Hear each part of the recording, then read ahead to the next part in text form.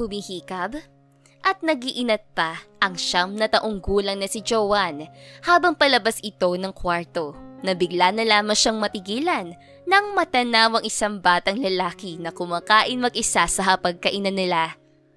"Hoy! Sino ka?" Pasigaw na tanong ng bata at patakbong nagtungo rito. Agad naman tumayo ang batang lalaki habang punong-puno pa ang bibig nito. "Sabi ko, sino ka eh?" Muling tanong niya. Inapura pa ng batang lalaki na maubos ang pagkain sa bibig niya upang masagot na niya ang tanong sa kanya ng batang babae. "Joanne, anak, gising ka na pala?" Tanong ng ama ni Joanne. "Sino siya, tay?" "Ah, ito si Liam." "Liam? Bakit siya nandito?"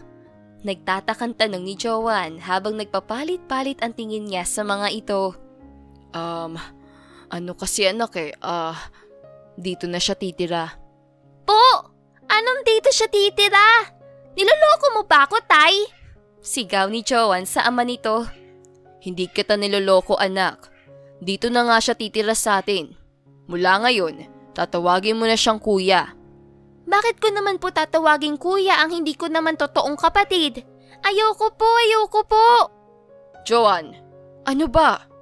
Kailan ka pa natutong sumigaw-sigaw sa akin ng ganyan? Nakakalimutan mo na yatang tatay mo ko." Galit na sambit ng ama ni Joanne. "Sorry po, tay. Hindi lang ako makapaniwala na nagawa mo pang mag-ampon. Ako nga hindi mo pa ako maalagaan eh. Lagi ako nag-iisa sa bahay. Tapos may dadagdag pa. May makikihati pa sa pagmamahal at atensyon mo sa akin." "Bakit kailangan mahati ang atensyon at pagmamahal ko? Anak kita at mahal kita at hindi mababawasan yun dahil lang may bago kang kapatid." Isang guro sa pampublikong paaralan si Jonas at mag-isa na lamang niyang binubuhay ang nag-iisa nilang anak na si Joanne na pumanaw ang asawa nito noong nakaraang taon lamang. "Oo nga, Joanne. Hindi ako kahati sa pagmamahal sa iyo ng tatay mo. Sapat na sa akin ang may matitirhan at may ituturing na bagong pamilya." Nakangiti nga sambit ni Liam. "Sige na, Liam. Tapusin mo ng pagkain mo at na makaligo ka na. Ikaw rin, Joanne. Kumain ka na at ipapasyal ko kayo ng Kuya Liam mo." "Ayoko pong kumain. Busog po ako." Tugon ni Joanne at bumalik ito sa kanyang kwarto. "Joanne, ano ba? Binabastos mo ba ako?"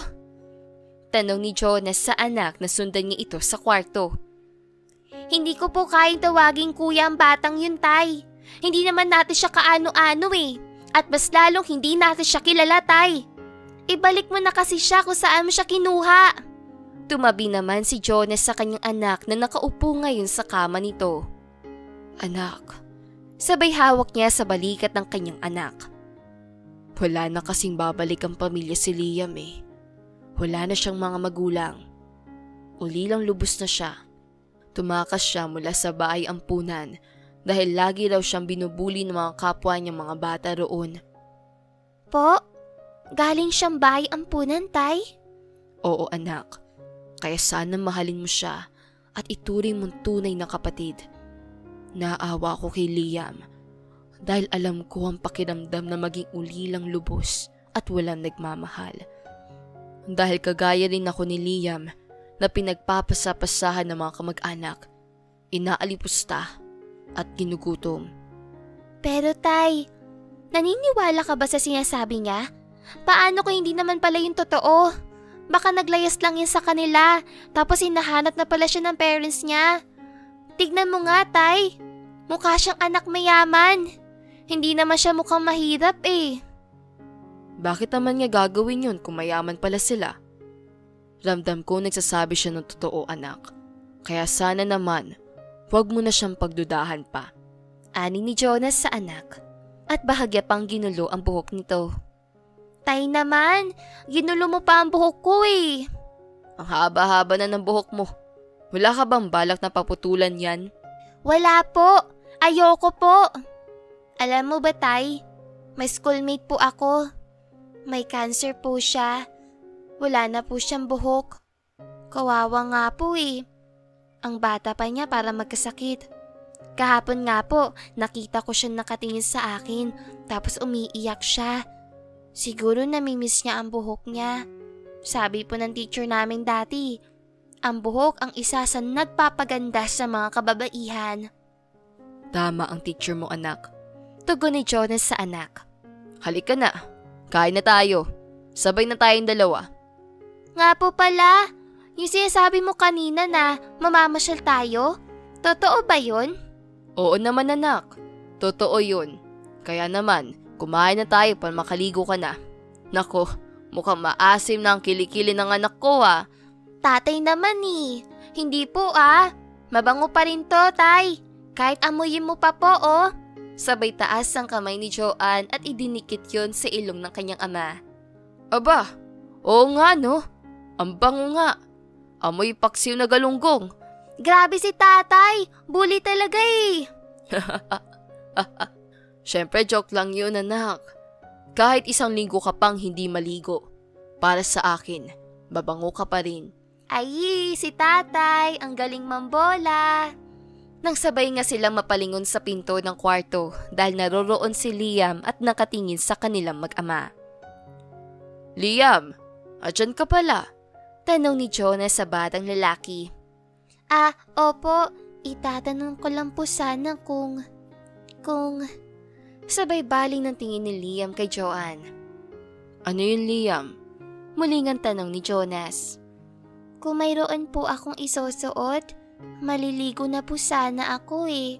Ay, oo nga pala no. Paano kaya to? Wala akong malita t-shirt at short eh.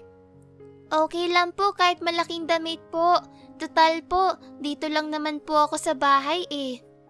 Hindi ka ba sasama sa amin? Maglilibot kami sa mall at sa park. Hindi na po. Kayo na lang po ni Joanne. Tugon ni Liam. At agad din itong yumuko. Sige na kuya, sumama ka na sa amin ni tatay. Saad ni Joanne kaya naman napaangat muli ng tingin si Liam. Okay lang sa'yo na isama ako? Tanong niya rito. Oo naman, may t-shirt naman ako. Pwede yun sa'yo. Tsaka may naiwan ditong short, yung pinsan ko. Isuot mo na muna. Ani ni Joanne at tinignan ng sapatos sa suot ni Liam. Sakto, may sapatos ka naman. Ang ganda na sapatos mo ah. Alam kong mamahalin ng ganyan sapatos. Paano ka nagkaroon yan? Ha? Ano? Utal-utal at hindi nga makasagot si Liam. Saan? Tanong muli ni Joanne. May nagbigay lang. Pinigay lang sa akin to. Talaga ba kuya? Totoo ba? Tanong niya dahil hindi siya kumbinsido sa itinugon ni Liam sa kanya. Oo naman, nagsasabi ako ng totoo. Sana nga nagsasabi ka ng totoo kasi masama ang magsinungaling. Napalunok naman si Liam pero maagap din ang ngumiti. Oo, totoo yan. May nagbigay lang sa akin sa bahay ampunan. Okay, sabi mo eh. Sabay baling ni Joanne ng tingin sa kanyang ama. Tumango naman si Jonas at nauna na itong lumabas. Kuya, halika. Ito yung damit ay papahiram ko sa'yo. Sana kasya sa'yo. Sabay lapit niya sa cabinet niya at agad na binuksan ito. Eto oh, mamili ka na lang ng gusto mo. Mahilig ako sa t-shirt, kaya marami ako niyan. Maiwan na kita ah, kakain na kami ni tatay. Siya nga pala, ito yung shirt ng pinsan ko. Tsaka niya ito kinuha mula sa drawer at agad na iniabot kay Liam. Salamat Joanne pangako ka sa'yo. Hindi ako makikihati sa pagmamahal ng tatay mo. Dapat lang, kasi sa akin lang ang tatay ko. At sana lang, nagsasabi ka ng totoo. Kasi baka naglayas ka lang tapos madamay pa kami. Hindi Joanne. Totoo lahat ang sinabi ko sa'yo at sa tatay mo. Okay, kasi magagalit ako ng sobra sa'yo. Sabay hawi nito sa kanyang buhok, papunta sa kanyang likuran at pumihit na patalikod kay Liam at agad na rin itong lumabas ng kwarto.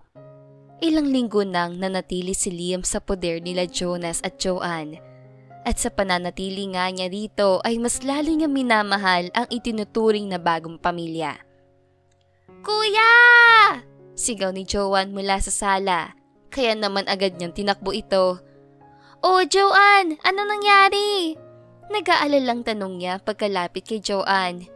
"Nood na tayo ng TV." "Hays, akala ko naman kung ano nangyari sa'yo." Nabigla niyang makita mula sa screen ng telebisyon ang kanyang mukha. Kaya naman agad niyang niyakap si Joanne upang hindi ito makita. "Kung sino man po ang nakakakita sa anak ko, ipagbigay alam po ninyo sa akin at malaking pabuya ang ibibigay ko sa makakapagbalik sa kanya. Sobra na ako nag-aalala sa kanya. 3 linggo na siyang nawawala. Zaidon, anak, bumalik ka na kay daddy. Please." Saad ng lalaki sa interview nito. Kumawala naman agad si Joanne sa pagkakayakap ni Liam sa kanya. "Bakit mo ako niyakap, kuya? Ha?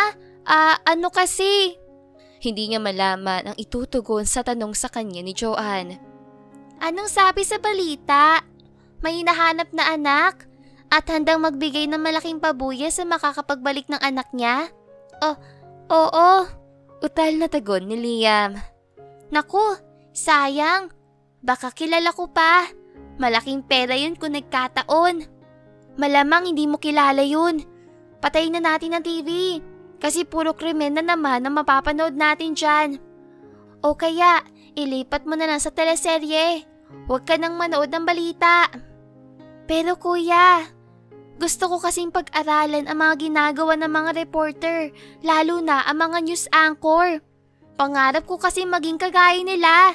Naghahatid ng makatotohanang balita sa sambahayang Pilipino." "Alam ko naman na pangarap mo maging reporter, pero matututunan mo rin yan. Mag-aaral ka naman kaya hindi mo na kailangan pang panoorin sila." "Pero support ka ba sa pangarap ko, kuya?" Tanong ni Joanne sa kanya. "Oo naman. Galingan mo lang Balang araw, matutupad mo rin ang pangarap mo." "Ikaw, kuya, ano bang pangarap mo?" "Pangarap ko?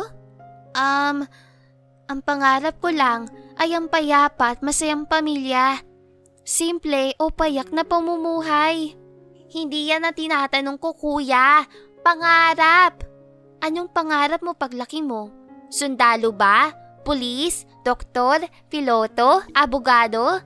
Ganoon ang mga ibig ko sabihin na pangarap."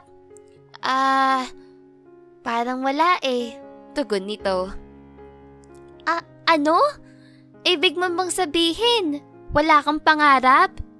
Hindi ka siguro tinuruan mangarap ng parents mo?" Napayuko si Liam sa sinabing iyon ni Joanne sa kanya. "Basta, ang pangarap ko lang, magkaroon ng masayang pamilya. Kontento sa mga bagay-bagay na mayroon sila. Hindi sinasamba ang pera." Tugon nito at umalis sa harapan ni Joanne. "Kuya, sandali!" Huminto naman si Liam at lumingon kay Joanne. Sorry kasi may nasabi akong hindi mo nagustuhan. Wala na nga pala ang mga magulang mo, kaya ang tanging pangarap mo ay ang magkaroon ng masayang pamilya. Huwag kang mag-alala, kuya. Kaya namin ibigay ni tatay ang pangarap mo na yan." "Salamat, Joanne. Mahal ka namin ni tatay at hindi ka namin iiwan.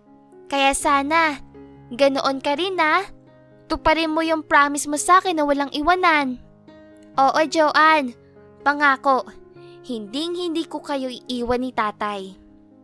1 taon na ang lumipas. Nanatiling nakatira si Liam kila Jonas.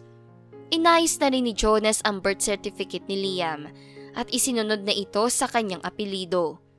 Pinag-aral din niya ito. Kaya naman magkaklase ngayon sila Joanne at Liam. Grade 5 sila pareho at magkaklase. Para kay Joanne, ay superhero niya ang kanyang kuya Liam dahil lagi siya nitong ipinagtatanggol at pinapasan sa likuran kapag napapagod na siyang maglakad. Dahil hindi naman kalayuan ang eskwelahan na pinapasukan nila sa kanilang tahanan, ay mas pinipili na lang nila na lakarin ito. "Bakit parang ang bigat mo ngayon? Ang dami mo sigurong kinain, no?" Tanong ni Liam habang pasan niya sa kanyang likuran si Joanne. Anong marami? Gutom na nga ako eh. Dahan-dahang ibinaba ni Liam si Joanne. Oh, bakit binaba mo na ako? Pagod ka na? Hindi malakas kaya ako. Kaya kita ibinaba kasi magmemeryenda tayo. Sabi mo nagugutom ka? Talaga? Magmemeryenda tayo? May pera ka pa? Oo naman. Hindi ko binili ang perang baon ko. Kaya may pambili tayo ng fishball. Wow naman! Napakatipid mo naman eh. Ano kinain mo? Wala. Marami naman akong kinain ng lunch eh. Kaya hindi na ako nagutom. Naalala ko dati, hindi mo alam ang fishball at hindi mo alam kung paano yung kainin. Saad ni Joanne habang papalapit sila sa nagtitinda ng fishball. Oo eh. Wala kasing fishball sa planetang pinagmulan ko. Natatawang tugon ni Liam. Alien ka pala eh. Natatawang sampit din ni Joanne. Bumili sila at masayang kinakain ito. Joanne, may tanong ako. Saad ni Liam habang umunguya ito. Ano yan kuya? Paano kung malaman mo na nagsisinungaling pala ako sa'yo? Sa inyo ni tatay? Magagalit ka ba sa'kin? Bakit kuya? Nagsisinungaling ka ba? Hindi What if lang naman eh. Magagalit ka ba? Oo naman. Ayoko sa taong sinungaling no. Ayoko sa taong gumagawa ng kwento para lang pagtakpan ng kasalanan niya. Sabi nga nila, walang sikreto o lihim ang hindi nabubunyag. Kahit gaano mo pa itago ng matagal, lalabas at lalabas ito. At bilang reporter, isisiwalat ko yan. Natawa namang bigla si Liam. Reporter? Bakit? Reporter ka na ba? Matagal pa tayong mag-aaral, Joanne. Alam ko. At kapag naging isang reporter na ako, makatotohanan lamang ay ibabalita ko. Aalamin ko lahat-lahat. At hindi na ako magre-report ng kulang-kulang o hindi detalyadong balita. Magiging magaling ako at kikilalaning mahusay na reporter sa bansa. Talaga? Sige nga. Gawan mo nga ng report itong ginawa natin ngayon. At talagang hinahamon mo ko, kuya? Sige pa, pagbibigyan kita. Watch me. Umayos ng tindig si Joanne at itinapat sa kanyang bibig ang nakatikom niyang kamao. Magandang hapon po. Kasalukuyan ninyong nakikita sa aking tabi ang grade 5 student na si Liam Geronimo. Ayon sa aking pagsasaliksik ay napag-alaman kong hindi niya ginastos ang kanyang pera upang mailibre ang kanyang nakababatang kapatid ng merienda. At pag uwi sa hapon ay kanya itong pinapasan sa kanyang likuran upang hindi na mahirapan sa paglakad ang kanyang kapatid. Tularan po sana natin ang kabaitan ng batang ito. Ako po si John Geronimo, nagbabalita, 24 oras. Wow! Ang galing naman! Perfect! At dahil dyan, may libre ka sa aking buko juice. Saad nga ni Liam. Wow! Thank you kuya! Ang bait-bait mo naman. Hayaan mo, bukas ako naman ang malilibre sa'yo. Hindi na, okay lang. Wag na wag mong titipirin ang sarili mo para lang mailibre ako. Okay lang ako, kahit ako ang araw-araw na manlibre sa'yo. Oh, heto na ang buko juice mo. Liam, bumili ka nga muna ng mantika. Naubusan tayo. Utos si Jonas kay Liam habang papalapit ito sa mesa kung saan nagre-review ito ngayon. Sige tay. Ay, nagre-review ka pala. Si Joanne na lang ang uutusan ko. Ako na po. Atakmang tatayo si Liam nang bigla niya itong diinan sa magkabilang balikat. Si Joanne na lang anak. Mag-review ka na lang dito. Busy ako tay! Nagpa-practice ako! Sigaw naman ni Joanne mula sa kanyang kwarto. Nakabukas ito, kaya naman naririnig niya ang dalawa. Ano na naman ba ang pinapractice mo? At araw-araw na lang yan? Tanong ni Jonas sa kanyang anak na babae.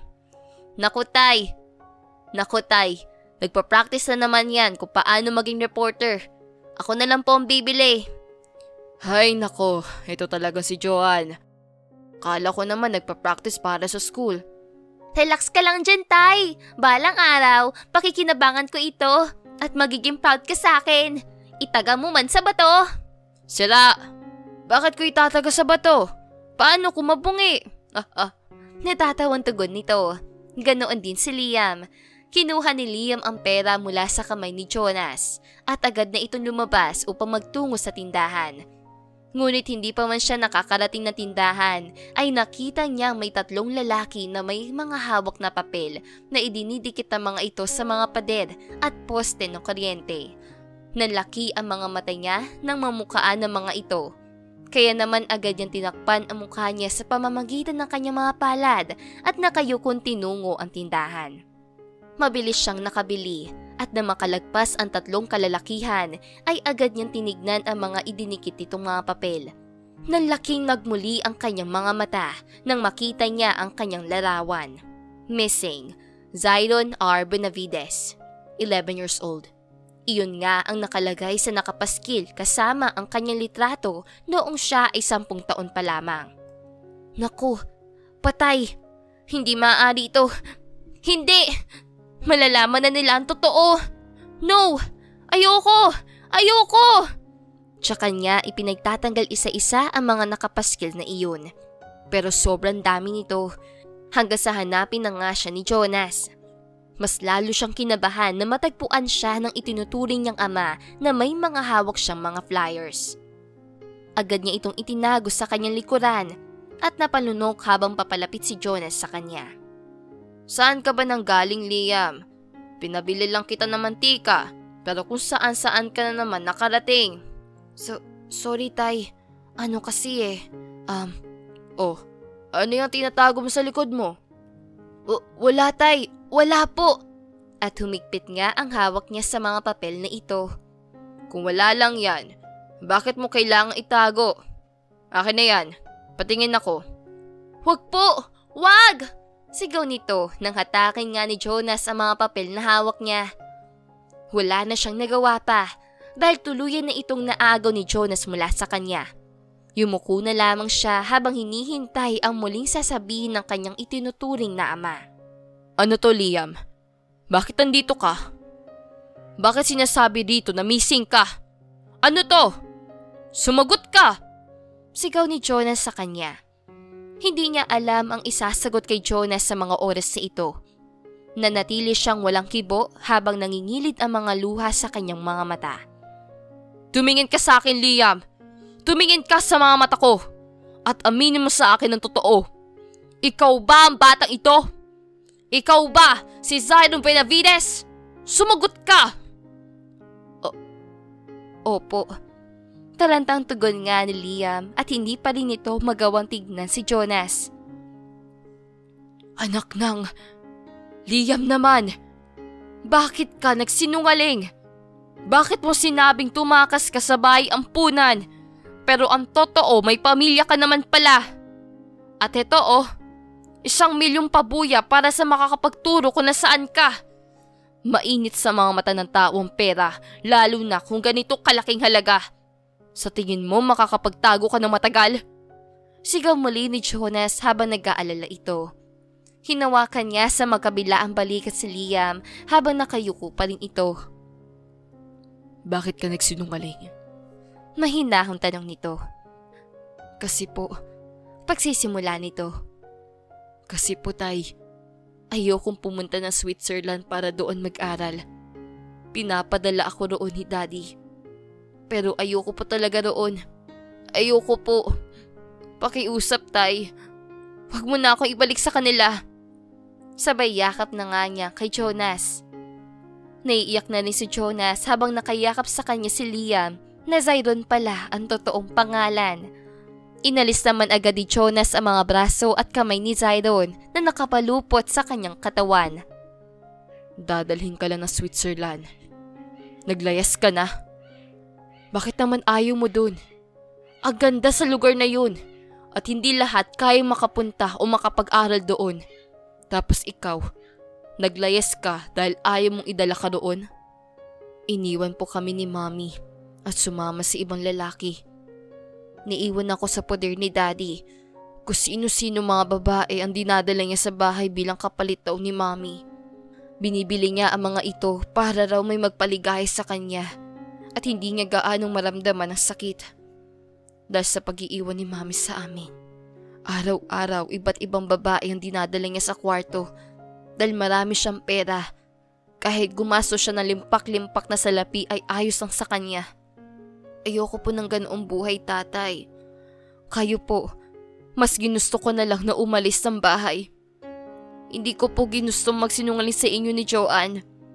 Pero dahil sa takot ko pong ibalik niyo ako sa daddy ko, ay mas pinili ko na nga lang pong magsinungaling at itago ang totoong pagkakatao ko. Tsaka, ayaw po ni daddy na makagulo ako sa mga ginagawa niya. Kaya gusto niya akong dalhin doon. Mahabang pagkakwento ni Zyron kay Jonas habang luhaan ang mga mata niya. Kahit na Liam, Zyron pala, hindi mo dapat ginawa yun.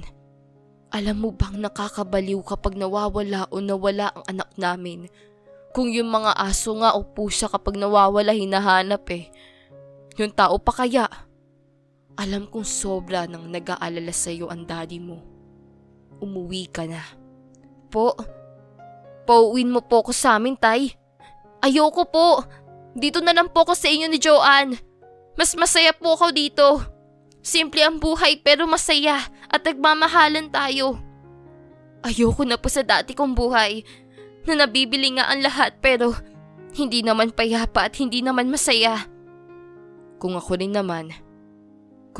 naman, ayoko magkalayo tayo. Pero ito na ang oras sa dapat ka nang magbumalik sa totoong pamilya mo. Parang tunay na anak na ang tingin ko sa'yo. Kaya masakit din sa akin ang desisyon na ito. Pero sana, maitindihan mo. Malalaman at malalaman din ng daddy mo kung nasaan ka. Hihintay mo pa ba ang iba pa ang makakita sa'yo? Wala, huwag kang mag-alala. Ibabalik kita pero hindi ko tatanggapin ang perang pabuyan na ito. Kung sakali man po na ibigay ni daddy yan, tanggapin niyo po. Para po sa inyo ni Joanne. Para sa pag-aaral niya. Suportahan mo po sana siya sa mga pangarap niya. Pangarap po talaga ni Joanne na maging reporter balang araw. Oo, Zyron. Susuportahan ko ang anak ko sa mga gusto niyang gawin sa buhay. Patawarin mo sana ako kung mas pinili ko ang ibalik ka kaysa kupkupin ka habang buhay. Isa pa, hindi ko kayang ibigay sa iyo ang marangyang buhay. Hindi ko kayang ibigay ang mga pangangailangan mo na tanging sa daddy mo lang ang makakamtan. Patawad, anak. Saad nito habang patuloy sa paglandas ang mga luha sa kanyang mukha. Mahal na mahal kita, tay. Kayo po ni Joanne. Dahil po sa inyo, naranasan ko maging masaya ng totoo at mas marami po akong natutunan sa inyo. Sana lang po talaga, kayo na lang ang pamilya ko. E di sana, hindi ako nalulungkot ng ganito. Mahal na mahal din kita, anak. Sabay hawak ni Jonas sa magkabila ang pisngi ni Zyron. 11 anyos ka pa lamang pero ang matured mo na mag-isip, maging sa mga pananalita mo. Hindi talaga may kakailang anak mayaman ka at matalino. Salamat po. Sobra ko po kay mamimiss si Joanne kapag umuwi na ako sa amin. Pangako po, babalik ako. Babalik ako sa inyo ni Joanne. Magsasama po ulit tayo. Mag-aaral ako roon at sisikapin na magkaroon ng sariling pera. At pagbalik ko, kukuhanin ko kayo ni Joanne. At muli po tayo magsasama-sama. Payapa at masaya. Yun po talaga ang pangarap ko. Ihintayin ko ang pagbabalik mo, anak. Handa ka na bang aminin ang totoo sa kapatid mo? Opo, tay. Kahit alam ko po na nagagalit siya sa akin dahil nagsinungaling ako. Ayaw pa naman niya sa sinungaling. Matalino rin ang kapatid mo at alam ko, mauunawaan ka niya. Alam ko po yan, tay. Tugon nga ni Zyron. Aba, at ang bumili ng mantika at ang sumunod sa bumili ng mantika, hindi na nakabalik pa. Nakapamewang ang sambit ni Joanne. Hindi nila namalayan na naririto na rin pala ito. Kamusta ang ipiprito mo dapat, tay? Ayun, pinrito na ng pusa sa tiyan niya. Ano? Kinain ng pusa ang isda na ipiprito ko? Oh yes, tay. Ganoon na nga po.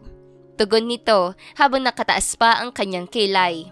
Bakit naman hindi mo binantayan? Ha? Hindi naman ako security guard ng mga isda, no? Reporter ako. Ay, naks. Magandang ibalita ito. Isang public teacher na si Jonas Geronimo. Naniwalang kinain di umano ng pusa ang isda na dapat ipiprito niya. Puro kakalokohan, anak. Tara na nga at umuwi na tayo. Ano yan, Tay? Tanong ni Joanne sa mga hawak ni Jonas. Ha? Wala. Napulot lang namin. Nakakalat kaya pinulot namin ni Liam. Wala to, anak. Okay po.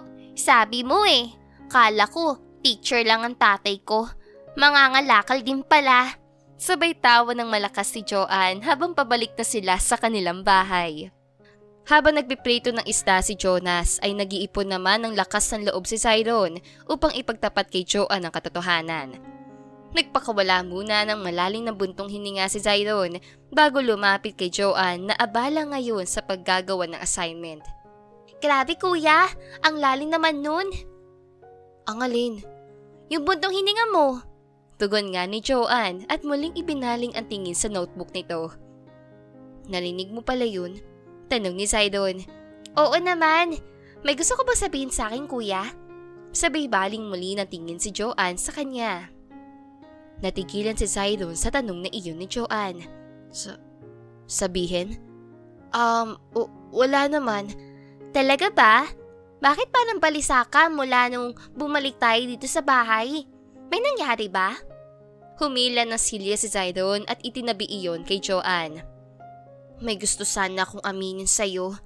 Sabay kagat sa ibabang labi ni Cyrone. Sabi ko na at may sasabihin ka eh. Ano yun? Sumulyap muna si Cyrone kay Jonas bago muling tignan si Joanne na naghihintay sa sasabihin niya. So, ano nga yun kuya? At itinaas nito ang magkabilaang kilay. Mag-promise ka muna sa akin na hindi ka magagalit once na sinabi ko na sa iyo ang totoo. Totoo? Anong totoo? Joanne, listen to me. Hindi ko ginustong magsinungaling. Sambit niya habang nakatitig sa mga mata ni Joanne. Ano ba kasi yun? Diretsahan mo na ako. Hindi Liam ang totoong pangalan ko at mas lalong hindi ako ulilang lubos. Padabog ngang tumayo si Joanne nang sabihin iyon ni Cyrone sa harapan niya. Sabi ko na eh. Sabi ko na at nagsisinungaling ka lang. Niloloko mo lang kami. Tay! Sigaw niya at patakbong nagtungo kay Jonas sa kusina. Sumunod din naman si Liam doon. Inamin ko na po sa kanyang totoo, Tay. Sambit niya kay Jonas. Lalong kumunot ang noo ni Joanne at nagpapalit-palit ang tingin nito sa dalawa. Anong ibig sabihin nito, Tay? Alam mo ang totoo? Alam mo na niloloko niya lang tayo? Tay, bakit? Bakit pati ikaw ang nagsisinungaling sa akin? Sigaw muli nito habang luaan ang mga mata. Kanina ko lang din nalaman, anak, at hinayaan ko siyang aminin sa iyo ang totoo. Kaya sana, pakinggan mo siya. Hindi niya gustong lokohin tayo. Paliwanag ni Jonas sa anak niya. Hindi man niya gusto, pero ginawa pa rin niya. Nagsinungaling pa rin siya sa akin, Tay. Sa atin. Alam mong ayaw ko na nagsisinungaling, Tay. Nawala sa ate si nanay kasi nagsinungaling siya. Hindi niya sinabi na may sakit na siya. Lagi niya sinasabi na okay lang siya, na malakas siya kahit ang totoo hindi naman pala. Ayoko sa sinungaling. Manloloko ka, Liam. Diloko mo kami ni tatay. Sigaw nito habang patuloy sa pag-iyak, tsaka ito tumakbo patungo sa kanyang kwarto at inilak ito. Tanging mga pagkikbi lamang ang naririnig ni Cyrone. Joanne, bago sana ako umalis. Magkaayos man lang sana tayo. Mas mabigat kasi sa loob umalis kapag alam kong galit ka sa akin o di kaya nagtatampo. Sorry na talaga. Sige na. Umalis ka na. Nakapagdesisyon ka na pala umalis eh. Eh di umalis ka. Hindi mo na kailangan magpaalam pa. Pareho lang kayo ni Mama. Pati ikaw, mangiiwan ka rin. Hindi ko gustong iwanan ka, Joanne. Pero mas lalo na kasing lumiliit ang mundo ko eh. Pinapahanap na ako at alam ko madali na lang ako mahahanap ngayon. Imbes na sa iba pa mapunta ang pabuyang ibibigay ni Daddy, mas mainam nang sa inyo ni Tati mapunta para sa pag-aaral mo, para sa pangarap mo maging reporter. Alam kong matutupad mo ang pangarap mo. Nangangako ako sa iyo na babalik ako. Nababalikan ko kayo ni Tatay kapag nakapagtapos na ako ng pag-aaral. Mag-iingat ka lagi, Joanne. Ngunit wala na siyang narinig pa na kahit ano mula sa itinuturing na bunsong kapatid. Laglag ang mga balikat niyang muling nagtungo sa kusina kung saan naroroon si Jonas na ngayon ay naghahain na ng kanilang hapunan. Oh, kumusta? Nagkausap ba kayo? Tanong ni Jonas sa kanya habang inilalapag nito ang ulam sa mesa. Ayaw niya akong pakinggan, Tay. Mukhang hindi ako mapapatawad ni Joanne. Tinapik-tapik naman ni Jonas ang balikat niya, tsaka ngumiti ito sa kanya. Huwag kang mawalan ng pag-asa, anak. Kakausapin ka rin niyang kapatid mo. Maniwala ka sa akin. Hanggat hindi pa siya ready na kausapin ka, hayaan mo muna. Kasi siya mismo ang kakausap sa'yo. Sa mahigit 1 taon ng paninirahan mo rito. Kabisado mo naman na si Joanne, di ba? Tsaka, may binitawan kang pangako na babalik ka. Sana tuparin mo yun para hindi siya umasa sa wala. At kapag malaki na kayo, ikaw na sana ang bahala sa kanya. Hindi naman ako pabata. Patanda ako ng patanda. Kaya sana, kung dumating man ang panahon na iwan ko na si Joanne, ikaw na ang bahala mag-alaga sa kanya Sa'yo ko lang siya maipagkakatiwala. Mahabang sambit ni Jonas at muling bumalik sa kusina para kumuha ng kanin. Opo, Tay. Makakaasa kang ako ang bahala kay Joanne paglaki namin. Iingatan at aalagaan ko siya. Walang pwedeng makasakit sa kanya. Tugon ni Zyron pagbalik ni Jonas sa hapagkainan. Salamat, Liam. Hay, Zyron nga pala. Lagi ko nakakalimutan. Nasanay ako sa Liam pero para sa akin, mas maganda ang Liam. Opo, Liam po kasi ang pangalan ng namatay kong kakambal. Zion, Liam po ang pangalan niya. Ha? May kakambal ka pala? Gulat na tanong ni Jonas. Yes po, 7 taon po kami nang mamatay siya. Sa pagkawala niya, mas lumala ang gulo sa bahay. Pero, paano ba siya namatay? Nagkamali ang hakbang ni Zion sa hagdan, kaya nalaglag siya at nabagok ang ulo niya. Tugon ni Zyron. Agad naman siyang naitakbo sa ospital ng mga kasambahay namin. Kitang-kita ko kung paano nagpagulong-gulong sa hagdan ng kakambal ko. Kapag naalala ko po yun, Tay, bigla na lang ako naiiyak. Ang sakit po. Niyakap naman siya bigla ni Jonas matapos niyang ikinuwento ito. Kawawa naman ang kambal mo, anak. Ano nangyari nung dinala siya sa ospital? Sabi sa akin ni Yaya, nagalit daw si Daddy sa doktor nung sabihin nito na dead on arrival daw ang kakambal ko. Sabi daw ni Daddy, handa siyang ubusin ng pera niya mabuhay lang si Zion. Pero, hindi maibabalik ang buhay ng kakambal ko kahit gaano pa kalaking pera ang ibabayad niya. At doon ko po mas lalong na-realize na kahit gaano karami ang pera ng tao, hindi ito ang magsasalba sa buhay mo. Pera lang yan ang kailangan ng mga tao para mabuhay sa mundo. Pero hindi maibabalik yan ang buhay na nawala na. Ibang klase ka, Zyron. Napaka-matured mo talaga mag-isip. Tama ka, hindi maibabalik ng pera ang buhay na nawala na. Tanging Diyos lamang ang nakakaalam kung hanggang kailan lang tayo dito sa mundo. O siya, maupo ka na. At ako na ang tatawag kay Joanne para sabay-sabay na tayo makakain. Tumango naman si Zyron at maya-maya nga lang ay bumalik na rin si Jonas at kasama na nito si Joanne. Nakasimangot ito at hindi man lang siya tinatapunan ng tingin. Hindi na rin siya kumibo dahil kapag ginawa niya iyon ay baka magalit lamang ulit si Joanne sa kanya. Lumipas nga ang gabi na hindi man lang nagkaayos ang dalawa. Ready ka na? Tanong ni Jonas sa kanya habang nagbibihis ito. Ready na po ako. Ikaw na lang po magsabi kay Joanne na umalis na ako. Mamimiss ko po ang kwarto natin na to, Tay. Ang bahay na to. At ang masasayang alaala na nabuo rito sa loob ng mahigit 1 taon. Mamimiss ka rin namin, anak. Hindi ka na ba magpapaalam sa kapatid mo? Aalis ka na talaga na hindi man lang kayo nagkakausap ulit? Hindi na po. Mas lalo lang din po ako mahihirapang umalis kapag nagkausap pa kami o nakita ko po siya. Kung yan ang desisyon mo, hindi na kita pipilitin. Lagi kang mag-iingat doon, ha? Tsaka, kabisado mo naman ang number ko, di ba? Tawagan mo ako madalas, lalo na kapag namimiss mo kami. Opo, Tay. Gagawin ko po yan. Tulog pa si Joanne nang umalis sila ng bahay. Nagtungo sila sa napag-usapang lugar kung saan sila magkikita. Bumuhos bigla ang napakaraming luha mula sa mga mata ni Zyron nang matanaw na nito ang sasakyan ng kanyang ama. Mahigpit na yakap ang iginawad niya kay Jonas bago pa man makatapat sa kanila ang sasakyan ng kanyang daddy. Agad na bumaba ang sasakyan ang mayamang lalaking kasama nito, ang 2 bodyguard at ang driver nito. Anak, saad ng lalaking mayaman pero hindi pa rin humihiwalay si Zyron ng yakap kay Jonas. Bagkus, mas lalong humigpit ito. Anak, umuwi na tayo. Saad nitong muli.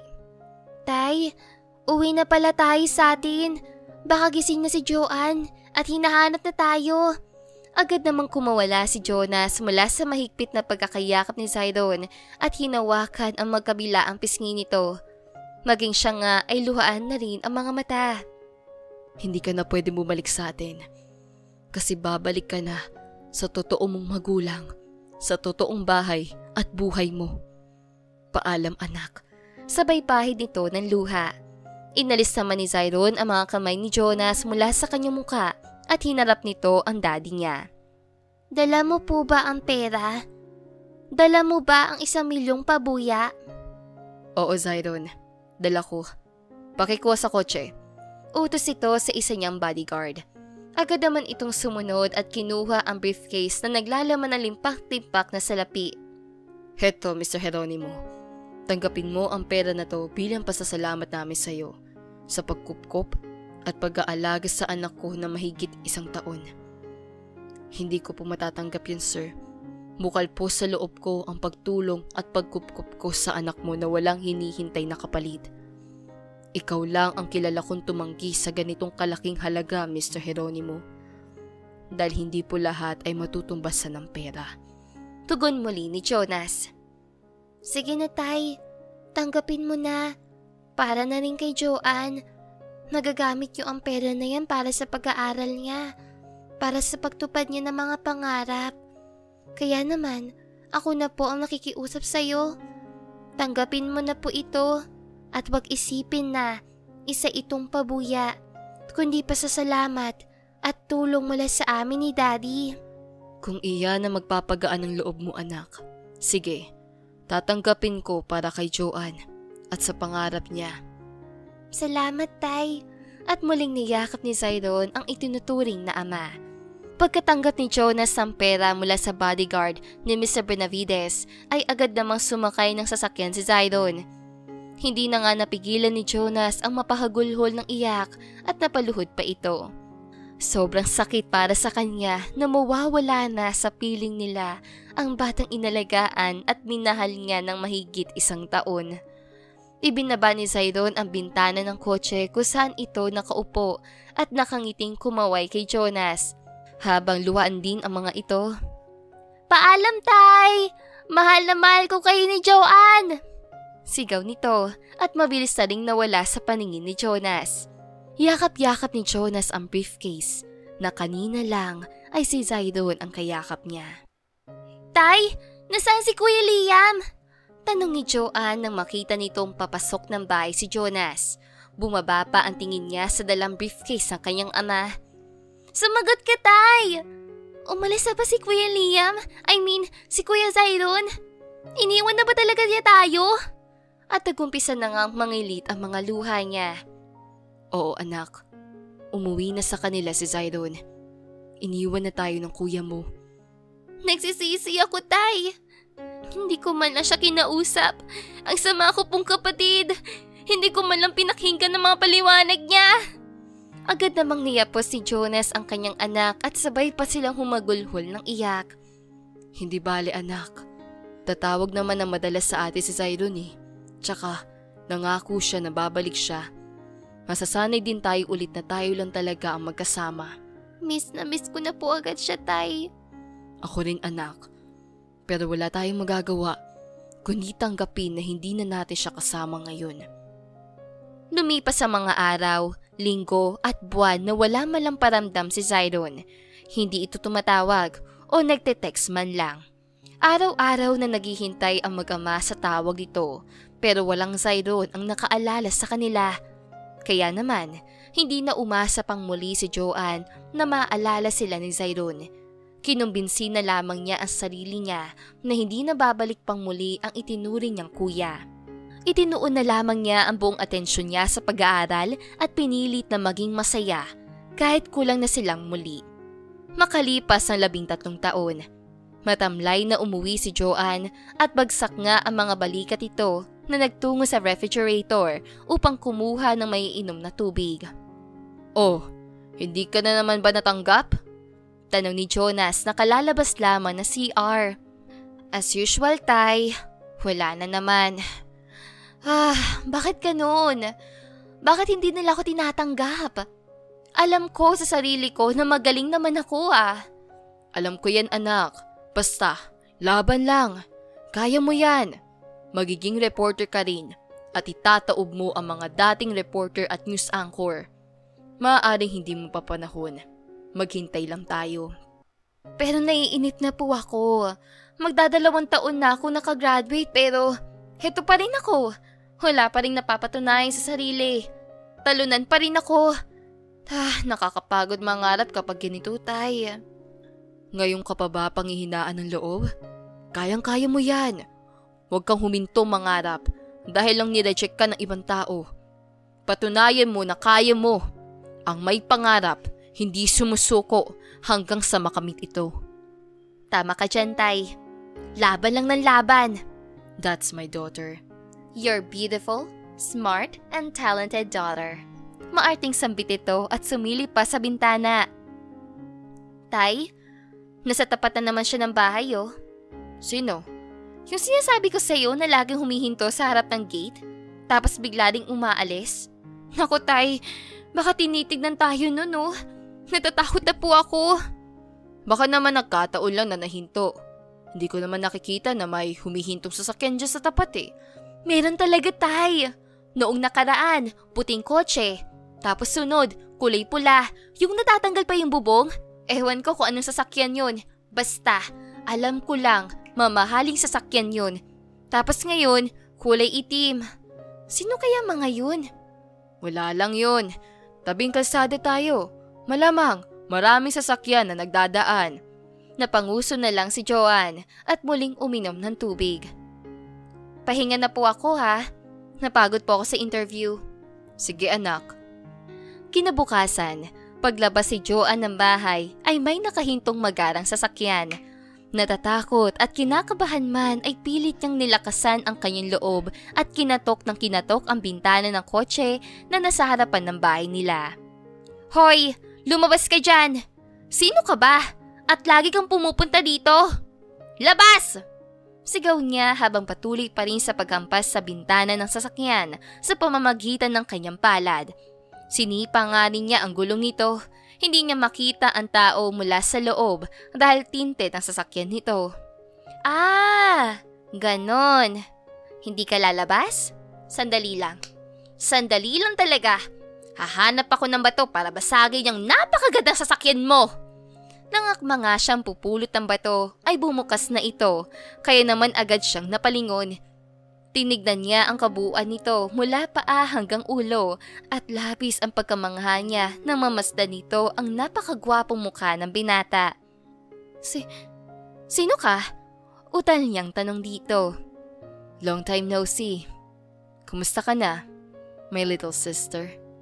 Dalaga ka na at matapang pa rin kagaya ng dati. Saad ng binata habang nakangiti ito. Ah, anong little sister ka dyan? Hindi kita kapatid, no? Hindi mo na talaga ako natatandaan. Kung sa bagay, 13 years na ang nakakalipas.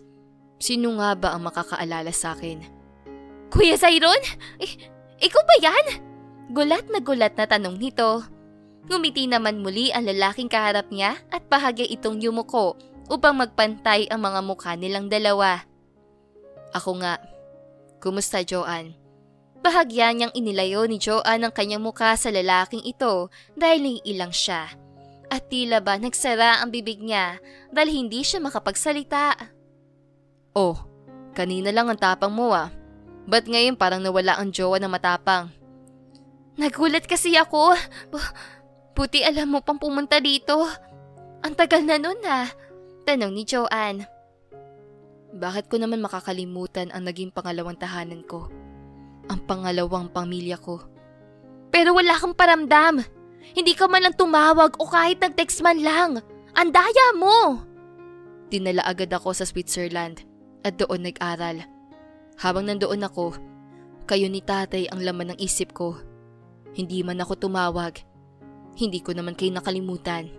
At hinihiling na sana kayo ang kasama ko. Kaya ngayon, nung nakabalik na ako, hindi na tayo magkakahiwalay pa. Ikaw, ako, at si tatay. Huwag mong sabihin na dito ka ulit titira. Ang napakayaman na kagaya mo ay hindi nababagay sa lugar at bahay na ito. Saad ni Joanne at muling sinulyapan ang napakagandang sasakyan ni Zyron. Mahigit 1 taon akong tumira sa bahay na ito.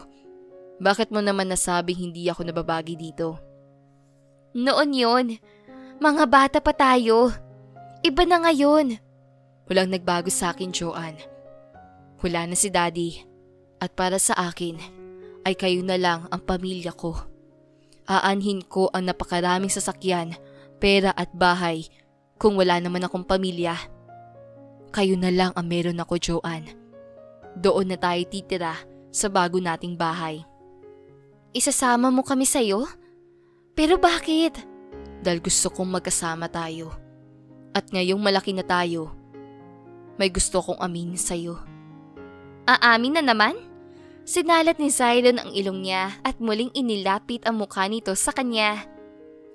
Alam mo bang higit pa sa kapatid ang turing ko sa'yo? Crush kaya kita. Lalo na ngayon halos hindi ko na makita sa'yo ang batang Joanne noon. Ang tangkad mo na rin at lalong gumanda. Kilabutan ka nga? Ako? Crush mo noon? Kuya nga ang tawag ko sa'yo. At minsan ka na naging Heronimo. Pero Benavides na ulit ako. Pakasalan mo ako para maging totoong pamilya na tayo. Hindi na kapatid, kundi asawa. Teka lang ha. Mukha yatang nalamigan yung utak mo sa aircon. Naihibang ka na ba, Zyron? May boyfriend na ako. Tsaka, kasal agad? Grabe ka. Wala kang boyfriend, Joanne. Huwag kang asyumera. NBSB ka nga Oo na. Dinaig mo pang investigadora. Pati yun alam mo? Pero hindi pa rin kita papatulan. Dahil para sa akin, kuya kita. Nandiyan ba si tatay? Tanong ni Zyron at bahaga pa niyang tinabig si Joanne upang makaraan siya. Wala. Wala si tatay. Nasa school. Okay lang. Papasok na rin ako. Sabay bukas nga nito ng gate. Wag! Umuwi ka na. Bumalik ka na lang bukas. Aalis din ako. Aalis? Saan ka pupunta? Hahanapin ko ang dawan ko. Bakit mo pa hahanapin? Nandito na nga ako Nek-nek mo. Saad ni Joanne at inirapan ito. May love ka rin sa akin. Itaga mo man sa bato. Teka, linya ko yan Sinabi ko noon kay tatay yan. Alam ko. Kaya nga sinasabi ko sa iyo ngayon Hoy! Papasok ka talaga? Umuwi ka na. Kung ayaw mong basagin ko talaga yung expensive car mo. Go ahead. Marami naman ako niyan sa garahe ko. Nangiwi naman si Joanne at tuluyan namang nakapasok sa loob ng bahay si Zyron. Ay, namiss ko ang bahay na to. Ang bahay na miss ako naging tahanan. Maraming salamat nga pala sa pera na binigay niyo kay tatay. Dahil doon, nakapag-aral ako. Marami kaming nabili, lalo na para dito sa bahay. Naayos na yung bubong sa CR na tumutulo kapag umuulan. Wala yun, Joanne. Para sa inyo talaga yun. Kung tutuusin, kulang ang 1 milyon na sa laki ng itinulong niya sa akin. Hindi naman nagtagal si Zyron at umalis din agad. Tsaka lang naalala ni Joanne na mamamalengke nga pala siya, kaya siya lumabas kanina ng bahay. Pero dahil sa sinabi at inamin ni Zyron kanina ay hindi na nga niya nagawang mamalengke. Nahiga na lamang ito sa kwarto habang yakap ang unan at mag-isang kinikilig habang paulit-ulit na inaalala ang sinabi ni Zyron na may gusto ito sa kanya. Hala, hindi pwede to. Bakit ako kinikilig sa ganito? Hindi naman sumagi noon sa isip ko na magkakagusto sa akin si Zyron dahil nga magkapatid ang turingan naming dalawa. Pero bakit nakakakilig? Kinikilig na sambit nito at lalong hinigpitan ang yakap sa kanyang unan. Mas lalo siyang gumwapo ngayon. Ibang-iba na rin siya sa Zyron na tinatawag kong Kuya Liam. Anyang muli, tsaka bumaling. Paano kaya kung pumayag ako sa kasal na inaanok niya? Joanne? Joanne? Nandyan ka na ba? Tanong ni Jonas mula sa labas ng kanyang kwarto. Hala! Si tatay, nandito na pala. Agad siyang bumangon at binuksan ang pinto. Aga mo naman yata, tay. Wala ng klase? Wala naman talagang klase ah. May inayos lang kaming mga teacher sa school. Ay, oo nga pala. Nakapamalengke ka na ba? Naku tay, hindi pa eh. Pero hindi na natin kailangan pang mamalengke. Ano? At bakit naman? Magpapagutom tayo, ganon? Tanong ni Jonas sa kanya. Hindi po. Mag-impake ka na tay. Kasi sa mansyon na tayo titira. Ano bang sinasabi mo sa mansyon na tayo titira? Nasisirahan ka na yata ng bait, anak. Hindi po tay. Totoo ang sinasabi ko. Kukuhanin na tayo ni Kuya Zyron. Sino ka mo? Si Zyron? Nagbalik na ang panganay ko? Opo tay. At hindi mo na siya panganay. Kasi magiging manugang mo na siya. Kaya pala hindi ako nagkaka-boyfriend kasi siya pala ang nakalaan para sa akin. Para ako nananaginip, tay. Hindi ka lang nananaginip. Binabangungot ka pa. Nag-iilusyon ka na naman. Mamalengke ka na nga lang. Pero totoo po ang sinasabi ko. Nagkita kami. Nagpunta siya dito. Siya pala yung laging humihinto dyan sa tapat. Sabi ko sa'yo eh. Kaya ano pang hinihintay mo, tay? Tara na, mag-impake na tayo. Hindi. Hindi ako aalis sa bahay ni ito. Hindi ako aalis sa bahay natin ng nanay mo. Po? Ibig sabihin, hindi tayo titira sa bahay ni Zyron? Gusto mo rin ba siya? Po? Hindi ko po alam. Pero nung inamin niya sa akin na gusto niya ako, bigla pa akong kinilig. Maaring natuwa ka lang. Pero kung sakali po bang mag-ibigan kaming dalawa, okay lang sa'yo? Malaki ka na. Ikaw na ang dapat magdesisyon sa sarili mo. At bilang ama mo, nandito lang ako nakasuporta sa lahat ng gusto mo. Basta, hindi mo ikapapahamak. Tsaka kung may lalaki man na gusto kong mapangasawa mo, si Zyron yun. Hindi dahil mayaman siya, kundi dahil alam kong mabuting siyang tao at hindi kanya sasaktan. Dahil mga bata pa lang kayo, pangarap na niyang magkaroon ng masayang pamilya. Tsaka hinabili na rin kita sa kanya noon.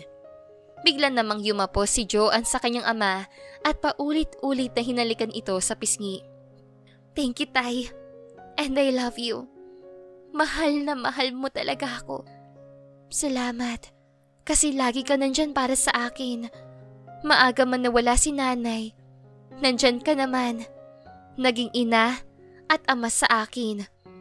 Dahil nga mahal na mahal kita. Kahit may pagkamaldita ka. Konti lang naman po, tay. Tsaka, bumagay naman sa ganda ko eh. Biro lang po. Maganda ka naman talaga. At kamukha mo ang nanay mo. Pero, parang mas kamukha kita, tay. Aba syempre. Mapapatalo ba naman ako? Tsaka sabay silang natawa. Dahil hindi tinantantanan nila Zyron at Joanne si Jonas, ay sumama na rin ito sa mansyon, ay napilit nga rin nila ito at masaya na naman silang magkakasama. Sa ilang buwan nga nilang magkakasama ay unti-unti na ring nahulog ang dalaga sa binata at tinanggap na nito ang ino-offer na kasal. Naging mabilis man ang lahat ay masaya naman sila at ngayon nga ay inaasikaso na nila ang magarbo nilang kasal. Namuhay na parang isang reyna si Joanne at hindi na pinoproblema ang pang-araw-araw nilang pangangailangan dahil sobra-sobrang biyaya nga ang dumating sa buhay nilang mag-ama. Maraming negosyo si Zyron dahil siya lamang ang nagmana ng mga kumpanya ng daddy niya noong nabubuhay pa ito. Marami ring tinutulungan na orphanage si Zyron at siya rin ang nagpapaaral sa mga anak ng kanilang mga kasambahay at sa anak ng personal driver niya. Nagdodonate rin siya ng mga pangangailangan sa public school. Nagbigay rin siya ng scholarship sa 100 estudyante sa kolehiyo. At pinag-resign na rin niya si Jonah sa pagiging guro nito upang makapagpahinga na at namnamin ang bago nitong buhay. Hindi ako makapaniwala, Tay, na ikakasal na ako. Never sumagi sa isip ko na ang kagaya ni Zyron ang pakakasalan at magiging asawa ko. Ako rin, anak. Hindi rin sumagi sa isip ko yun. Pero masaya ako dahil si Zyron ang magiging asawa mo. Hangad ko ang kaligayahan ninyong dalawa. Tsaka, dalian nyo sa pagbuo ng mga apo ko, ha? Apo agad, Tay? Grabe siya, oh. Oo naman, para makita at maalagaan ko pa sila bago man lang ako mawala sa mundo. Ano ka ba, Tay? Makikita at maalagaan mo pa talaga sila. Baka nga abutan mo pa ang mga apo mo sa apo. Tsaka sila sabay na natawa. Ano yun? Apo sa paa? Natatawan tanong ni Jonas. Apo sa talampakan na yata yun? Basta, mag-beauty rest ka na. Bukas na ang kasal nyo ni Zyron. At ang paglipad nyo patungong France para doon mag-honeymoon. Sana pagbalik nyo, buntis ka na, ha? Sana nga, Tay. Dahil hindi pa sila kasal ni Zyron ay hindi pa sila nagtatabi sa isang kwarto at mas lalong hindi pa nito isinusuko ang brilyante ng lupa. Dahil para kay Joanne mas magandang ibigay ito pagkatapos ng kasal nila. Masaya at payapa hanggang naidaos ang kasal nila. Maraming mga dumalong mayayaman at mga kilalang negosyante. May mga artista ring dumating at mga sikat na singer. Mabuhay ang bagong kasal! Sigawan at palakpakan nga ang sumalubong sa kanila paglabas nila ng simbahan. Pagkatapos ay nagtungo ang lahat sa resepsyon. Ang ganda naman talaga na misis ko. Pagpuri ni Zyron sa kanyang asawa. Siyempre naman, may ilabas sa akin ng isang Zyron Benavides kung hindi ako maganda. Hindi ka lang basta maganda, mabait at mapagmahal ka pa. Asus? Mag-asawa na tayo pero binobola mo pa rin ako. Uy, hindi yun bola Totoo yun. Mabait at mapagmahal ka. Hindi lang bilang isang anak, pati na rin bilang asawa. Napakaswerte ko sa iyo, Han. Kung may maswerte sa ating dalawa, ako yun, Han. Dahil sa iyo, nagbago ang buhay namin ni Tatay. Deserve niyo ang lahat ng ito dahil mabubuti kayong tao. Tugon ni Zyron sabay haplos sa mukha ni Joanne at siniil ito ng halik. Nang biglang magtilian ng mga bisita, tsaka lang nila napagtanto na nasa reception pa pala sila. Akala ko nasa kwarto na tayo at nag-honeymoon. Natatawang sambit ni Zyron, tsaka ito kumaway sa mga bisita. Huwag ka kasing excited, Han. Darating din tayo dyan. Magkasama nating tutuparin ang pinapangarap kong kumpleto at masayang pamilya. Nakangiting sambit muli ni Zyron. Makakaasa kang matutupad ang pangarap mo na yan. Hindi natin ipaparanas sa mga magiging anak natin ang broken family. Bubusugin natin sila na pagmamahal. Tama ka dyan, Han. Hindi natin ipaparanas sa kanila ang lungkot na nararamdaman natin noong mga bata pa tayo. Pagkatapos ang kasiyahan ay lumipad na patungong France ang mga bagong kasal. Helicopter ang sinakyan nila patungo roon. Sa kwarto kung saan isusuko ni Joanne ang sarili sa asawa ay puno ng mga petals ng pulang rosas ang sahig nito hanggang sa kanilang kama. Napaka-romantiko rin ng musika sa kanilang pinapakinggan habang inaangkin ni Zyron ang mga labi ni Joanne. Isa-isang tinanggal ni Zyron ang mga saplot ng kanyang asawa habang patuloy lamang siya sa paghalik sa mga labi at leeg nito. Hanggang sa matagumpay niyang naalis ang lahat at dahan-dahan nitong inihiga sa kama at dito na nagsimulang lumikot ang mga kamay ni Zyron. Hinahayaan lang ito ni Joanne dahil mag-asawa naman na sila at matagal na rin niyang pinaghahandaan ito. Nang magising si Joanne ay ang maamong mukha kaagad ni Zyron ang nakita ng mga mata niya. Marahan niyang hinahaplos ang mukha nito at dahan-dahan na inilapit ang kanyang mga labi sa mga labi ni Zyron. Nang biglang magising si Zyron, ay agad na umibabaw sa kanya. May bala ka palang pagsamantalan ako Ginising mo man lang sana ako, Han. Grabe sa pagsasamantalahan na. Para hinalikan lang kita sa mga labi Ginising mo man lang sana ako para mas maramdaman ko ang paghalik mo. Bakit? Hindi ka pa ba nananawa sa ginawa nating kagabi? Bakit naman ako nananawa? Kuminu-minuto ako uhaw sa mga labi mo. Huwag kang ang ganyan. Ang lakas mong magpakilig. Masanay ka na. Kasi lagi talaga kitang pakikiligin.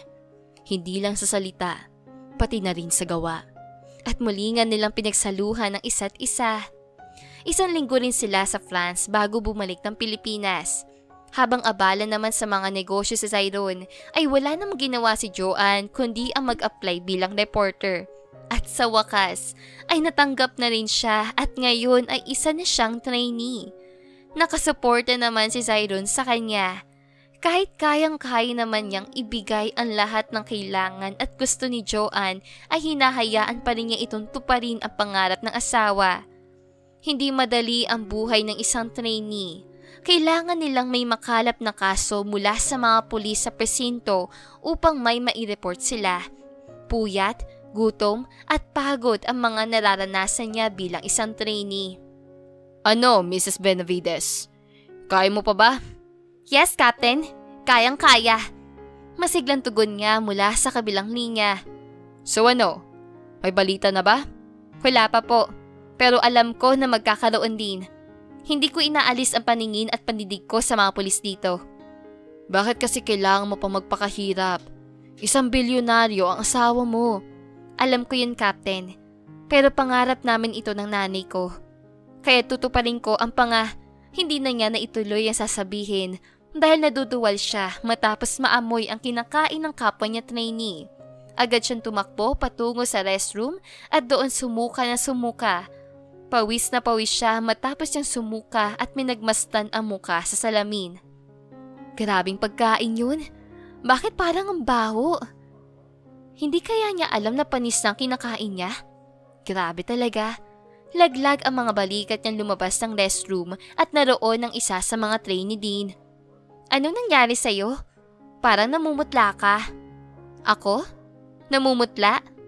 Oo, para kang may sakit. Sabay hipo nito sa noo ni Joanne. Hala, may sakit ka nga, Joanne. Alam mo, mabuti pang umuwi ka na. Narinig kita kanina nung kausap mong asawa mo. Sabi mo sa kanya na ayos ka lang dito, na nakatulong ka ng maayos, at hindi nalilipasan ng gutom. Pero alam natin kasi nungalingan lang lahat ng iyon. Huwag kang maingay, Bea. Sinasadya ko talaga hindi sabihin sa kanila ang totoo, lalo na sa tatay ko, para hindi sila mag-alala. Kaya natin to. Wala naman talagang madali, diba? Bilib din ako sa iyo no? Ang yaman-yaman ng asawa mo, pero nagpapakahirap ka rito. If I were you, hindi na ako nagpapakahirap dito. Hihiga na lamang ako sa kama na punong-puno ng pera.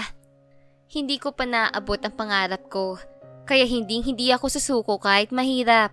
Tsaka, asawa ko ang mayaman. Hindi ako.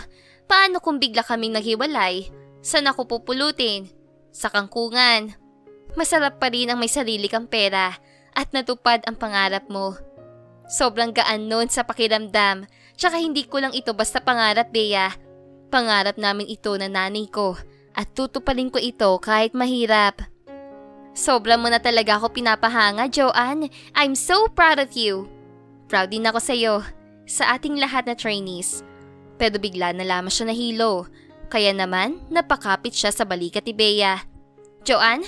Ayos ka lang? Joanne! Do you hear me?" Nag-aalalang tanong ni Bea sa kanya. Saktong pag-iling niya ay ang pagkawala naman ng malay niya. Pagmulat ng mga mata ni Joanne ay ang puting kisame ang unang nakita niya. Hindi pa gaanong malinaw sa paningin niya ang nakikita. "Nasa langit na ba ako?" Mahinang usal niya, dahilan para magising sila Jonas at Sidon. "Anak, Han."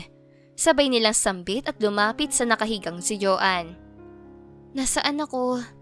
"Nasa ospital ka." Agad na tugon ni Sidon. Anong ginagawa ko dito? Nabigla niyang maalala ang nangyari kanina. Nawala pala ako ng malay. Ang alam ko, nahihilo lang ako at kasama ko si Bea. Siya ang tumawag sa amin kanina at sila ang nagdala sa iyo dito sa ospital. Sabay hawak nito sa kamay ni Joanne. "Han, may good news kami ni tatay sa iyo. Di ba, tay?" Nakangiting tumango-tango naman si Jonas. "Ako na po magsasabi Sige lang, anak." "Han, buntis ka. Magkakababy na tayo." Nag-unahan naman sa pagpatak ng mga luha niya nang marinig iyon mula kay Sidon. Hindi niya malaman kung ngingiti ba siya o iiyak dahil sa tuwa at galak na nararamdaman. Hindi nga. Totoo ba to? Buntis talaga ako? "Oo, Han. 1 buwan na pala." Ang akala ko, kaya lagi masamang pakiramdam ko dahil sa puyat at pagod. Yun pala, ay dahil buntis na ako. Kaya nakikiusap ako sa iyo, Han. Baka pwedeng tsaka mo na lang ituloy ang pangarap mong maging reporter. Sa bahay ka na lang upang maalagaan ka at hindi ma-stress. Oo, Han. Makikinig ako sa iyo. Tsaka, para rin ito sa magiging baby natin. Nung sabihin ng doktor na buntis ka, sobra yung tuwa namin ni tatay Napalundag pa kami. Napakagandang balita nito para sa ating 3. Sobrang saya ko kasi magiging lolo na ako. Excited na ako mag-alaga ng apo. Nang makauwi sila ng mansyon ay todo alaga si Zyron sa kanyang buntis na asawa. Kahit abala pa sa mga negosyo ay naglaan pa rin siya ng oras para masamahan sa mga check-ups ni Joanne. Hanggang sa malaman nilang hindi lang pala isa ang magiging anak nila dahil kambal ang mga ito at parehong lalaki. Mas dumoble ang saya nila nang malaman nila iyon. Agad silang nag-isip na ipapangalan sa mga anak nila. "Ikaw, mahal, anong gusto mong ipangalan sa kambal natin?" Tanong ni Zyron habang nasa loob pa rin sila ng klinik. "Jairo at Chiro," tugon ni Joanne. "Ay, ang daya. Puro sa kanya nakasunod ang pangalan." Nakangusong sambit ni Zyron. Nagtampo pa. Di, gawin nating Zymon Jairo at Simon Jiro. O ano? Bet mo na ba? "Oo, Han. Ang ganda." Makalipas ang mahigit 3 buwan ay isinilang na rin ni Joanne ang mga anak nila ni Zyron. Ang gagwapo na mga sanggol na ito. Nang makita ni Zyron ang mga anak nila ay hindi niya naiwasan na mapaluha. Luha iyon ng kaligayahan. Tag-isa naman ng yaya ang kambal na sila Jairo at Chiro. Identical twins ang mga ito kaya naman pahirapan talagang makilala kung sino sa kanilang dalawa si Jairo. Mabuti na lamang at may birthmark si Jairo sa braso nito kaya ito ang tanging palatandaan nila sa kambal. Natupad na ang pangarap kong masayang pamilya. Pamilya na hindi matutumbasan ng kahit gaano kalaking halagang pera. Saad ni Zyron habang pinagmamastan nila ang mga bata na magkasama sa isang crib. "Wala ka nang mahihiling pa, Han?" Tanong ni Joanne sa kanya. "Wala na, Han. Kung mayroon man, yun yung maging malusog sana ang mga anak natin. Maging tayo." "Ako rin. Yun na lang ang hinihiling ko." Na mag-1 taon ang kambal nila ay itinuloy ni Joanne ang pangarap niya maging reporter. At ngayon nga ay isa na siyang ganap na reporter. Nagbabalita at nakikita na sa TV sa buong Pilipinas. Ito si Joanne Benavides, nagbabalita, 24 oras.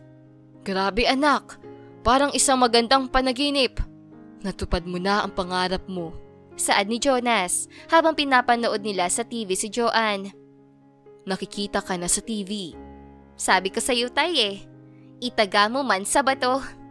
Proud na proud kami sa'yo ng asawa mo.